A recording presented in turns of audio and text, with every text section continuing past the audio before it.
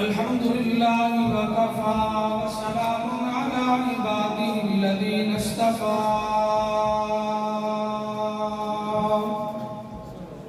أما بعد فأعوذ بالله من الشيطان الرجيم بسم الله الرحمن الرحيم قال الله تبارك وتعالى في كلام المجيد والفرقان الحميد إنا أرسلناك شاهدا ومبشرا ونذيرا لتؤمنوا بالله ورسوله وتعزروه وتوقروه وتسبحوه بكرة وأصيلا. وقال النبي صلى الله عليه وسلم إنما بعثت رحمة. صدق الله العظيم وصدق رسوله النبي الكريم ونحن على ذلك لمن الشاهدين والشاكرين والحمد لله رب العالمين. ہر ابتدا سے پہلے ہر انتہا کے بعد، ہر ابتدا سے پہلے ہر انتہا کے بعد ذات نبی بلند ہے. ذات خدا کے بعد دنیا میں جس قدر بھی احترام کے قابل ہیں لوگ، دنیا میں جس قدر بھی احترام کے قابل ہیں لوگ، میں سبھی کو مانتا ہوں مگر مصطفیٰ کے بعد.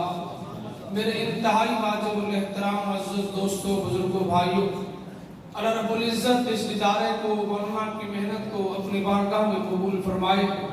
طالب علم ہوں، ہر سال آپ کے سامنے حاضری ہوتی ہے.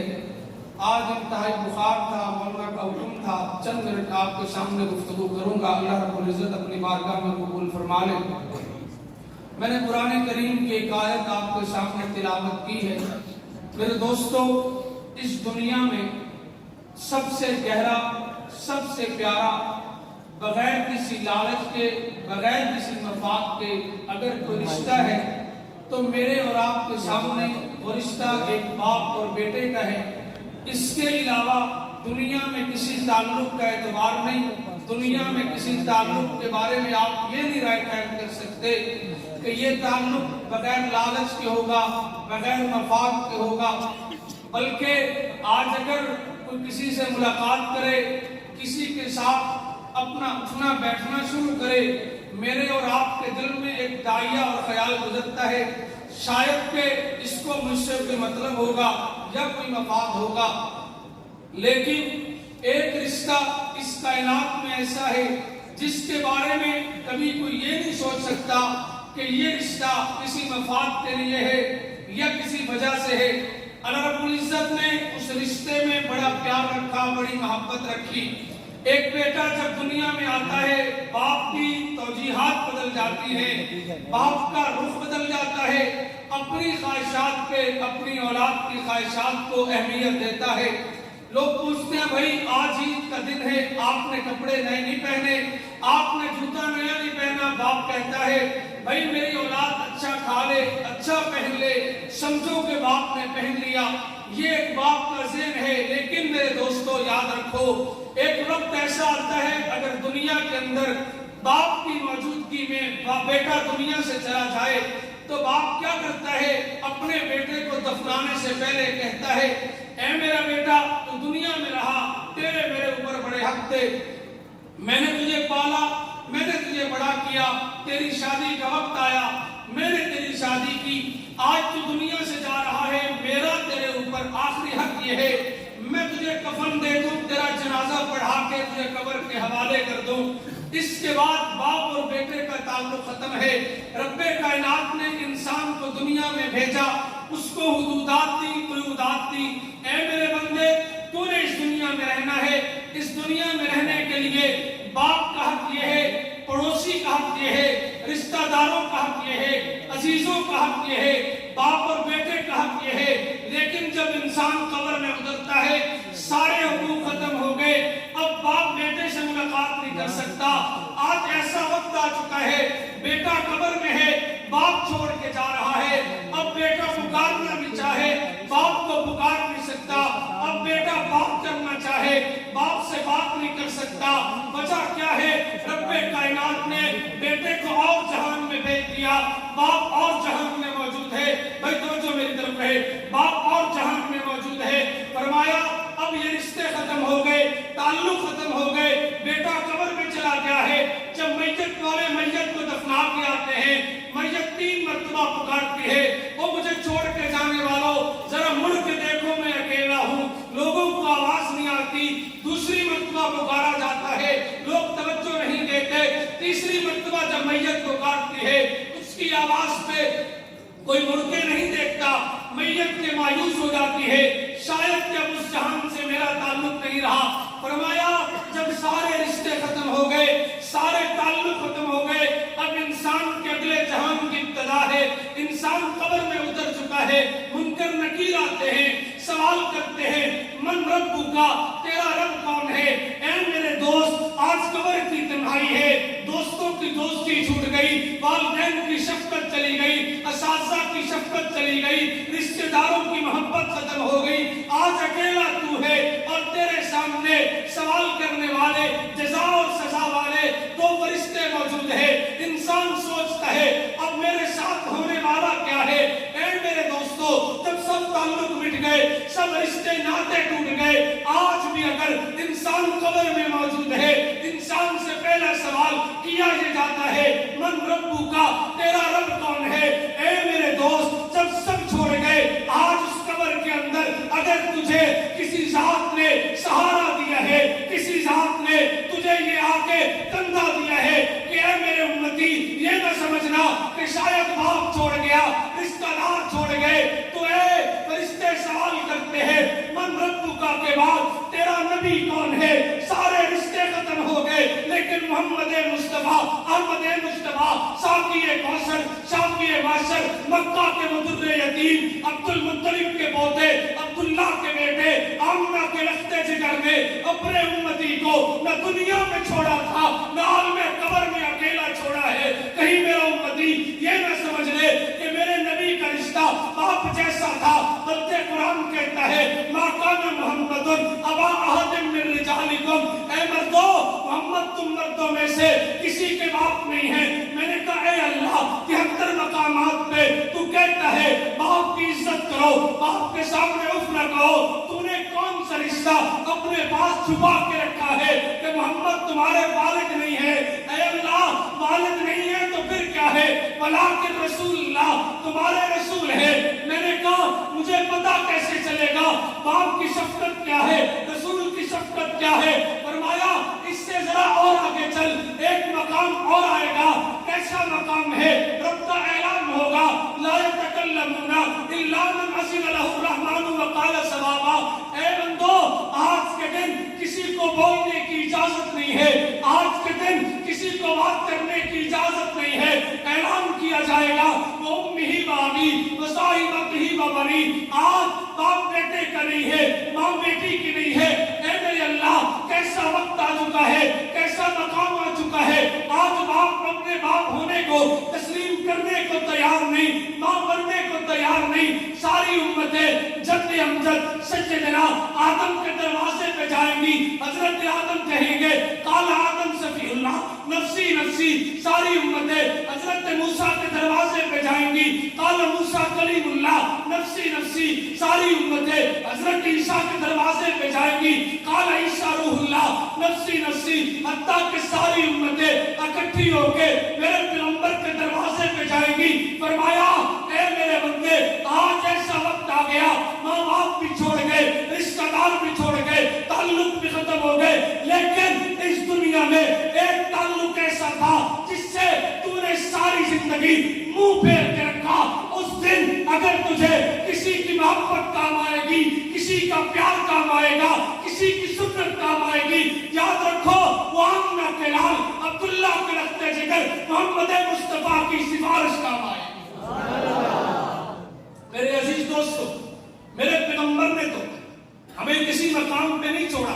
अब इस उम्मती का हक क्या है, वो नबी के लिए क्या करे? इंतहाई मुख्तसर वक्त में 3 से 4 मिनट में अपनी बात खत्म करना चाहूंगा।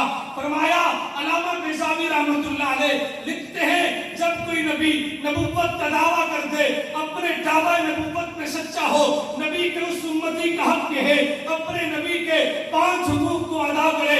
शायद 5 न बयान कर सकूं, 1 या 2 करके इजाजत चाहूंगा।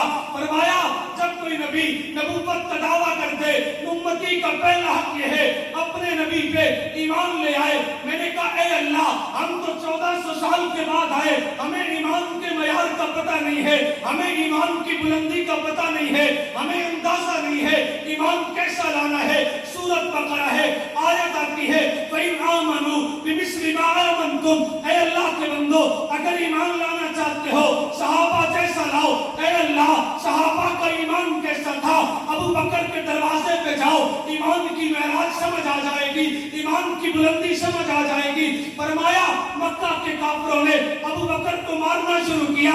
इस अबू बकर का कसूर क्या है? अबू बकर का कसूर ये है मेरे पैगंबर पे ईमान ले आया, अबू बकर के जिस्म पे चोटें आई, बेहोश हो गए।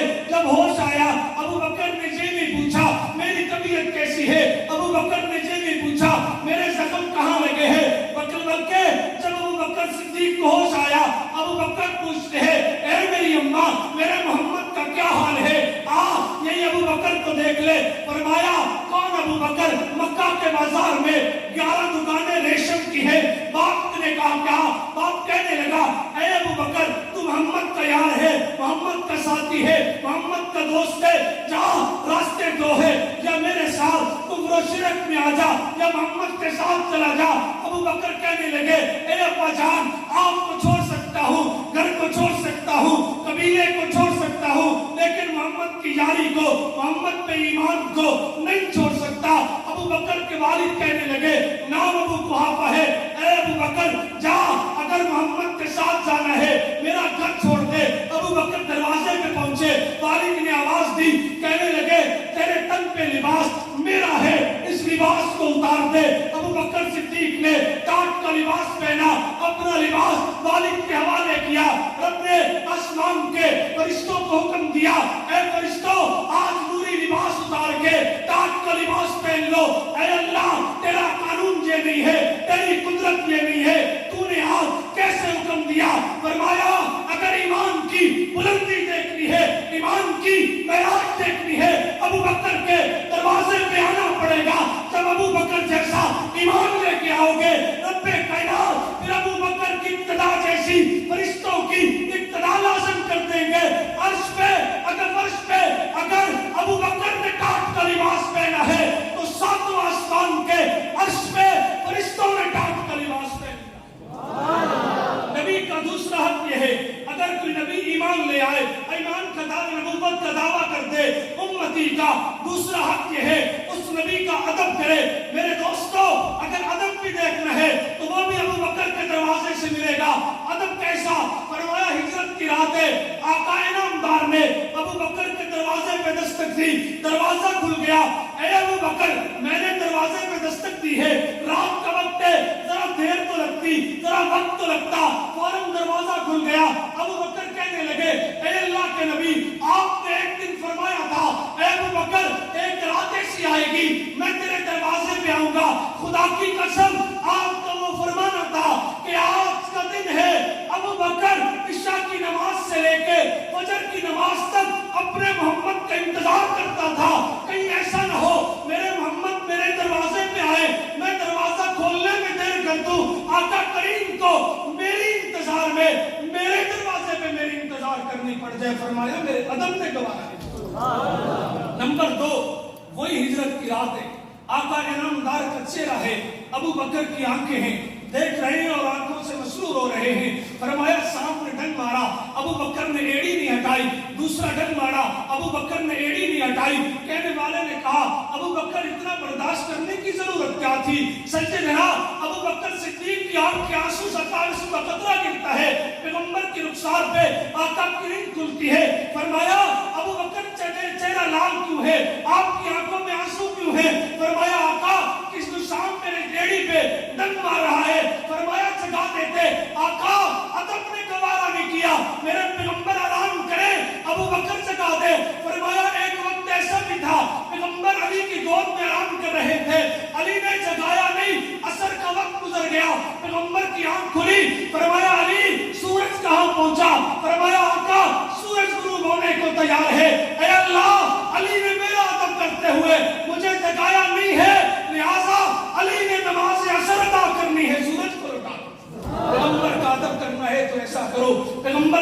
مصرح کیے ہیں۔ آقا کریم جب کوئی نبی نبوت کا دعویٰ کر دے، اپنے دعوی نبوت میں سچا ہو، امتی کے ذمے ہے اس نبی پہ درود پڑھے۔ آج لوگ کہا کرتے ہیں جو بندی درود کے قائل نہیں، یہ درود کو نہیں مانتے۔ میرے دوست، میرا تو ایمان ہے، اگر میں درود نہ پڑھوں میرا ایمان مکمل نہیں، میں درود نہ پڑھوں میری نماز مکمل نہیں، میں درود نہ پڑھوں میرا جنازہ مکمل نہیں۔ اس لیے کہ درود ایسی عبادت ہے، ایسا کام ہے، اے اللہ آپ بھی کچھ کرتے ہوں گے۔ فرمایا جی ہاں میں بھی کچھ کرتا ہوں۔ ان اللہ و ملائکتہ یصلون علی النبی، فرمایا میرا بھی ایک کام ہے، میں اپنے پیغمبر پہ درود پڑھتا ہوں۔ اے فرشتوں تم بھی پڑھو، اے مسلمانوں تم بھی پڑھو۔ ایک امتی جب نبی پہ درود پڑھتا ہے رب کائنات رحمت کے دروازے کھول دیتے ہیں، رب کائنات اس سے اس ایمان والے کے لیے رزق کے دروازے کھول دیتے ہیں۔ بخاری کی روایت ہے، پیغمبر کا صحابی ہے، پیغمبر کی مجلس میں آیا، آ کر کہنے لگا اے اللہ کے نبی گھر میں فاقہ ہے، وظیفہ بتلائیے۔ فرمایا درود پڑھا کر دوبارہ آیا، کہنے لگا فاقہ ہے، وظیفہ بتلائیے۔ پیغمبر نے کہا درود پڑھا کر تیسری مرتبہ آیا، 100 اونٹ ساتھ ہیں۔ فرمایا اے میرے صحابی اونٹ کس لیے ہے؟ فرمایا درود کی کثرت کی ہے، رب کائنات نے اتنا رزق عطا کیا ہے کہ اپنے 100 اونٹ لے کے آپ کی خدمت میں زکات ادا کرنے کے لیے آیا ہوں۔ اے میرے مسلمان، کبھی کوئی گھر میں پریشانی آ جائے، کبھی کوئی مصیبت آ جائے، درود پڑھ کے اپنی آنکھوں کو ٹھنڈا کر لیا کر، اس لیے کہ میرا تو ایمان اور عقیدہ ہے اگر کوئی یہاں سے درود پڑھے میرے پیغمبر تک نام لے کے پہنچایا جاتا ہے، اگر کوئی آقا کے روزے پہ پڑھے میرے آقا خود سنتے ہیں۔